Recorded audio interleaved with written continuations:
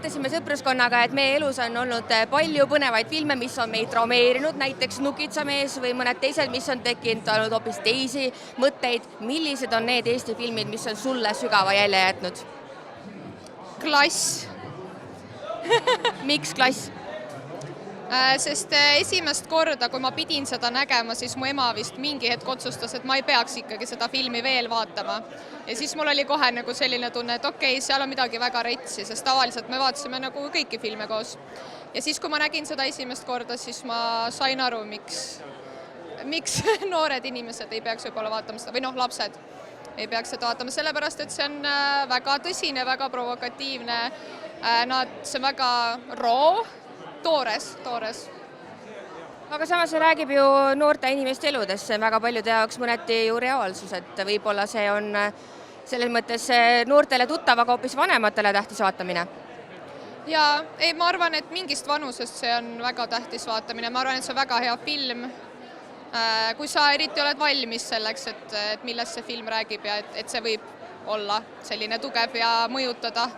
Aga näiteks ma just käisin Franki vaatamas kinodes ja siis see oli nagu ka rets film, aga samas ikkagi nagu see, ma tundsin minu jaoks ei olnud nii traumeeriv või kuidagi, see ei olnud nagu nii otsekohene võib-olla, et selles mõttes mulle meeldis, et nagu sarnane teema, aga samas räägib hoopis teistmoodi.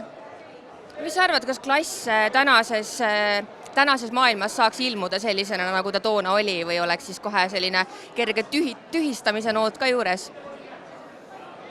Ma arvan, et sellised filmid võiksid ilmuda ja ma arvan, et see on hea, et mida mitmekesisem see mis iganes maastik on meil, seda lahedam on, nii et mina täiega ootaks, et veel selliseid filme tuleks ja kui inimene on valmis, siis see on okei, et lihtsalt ja võib-olla, kui sa lähed kinosaali niimoodi, et sa arvad, et sa lähed Rapunzelit vaatama, siis sa näed sellist asja, siis on veits rets.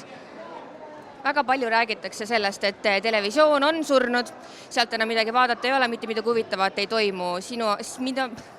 Mis on sinu kui põlvkonna hääle arvamus sellest tänasest televisioonist meil siin Eestis?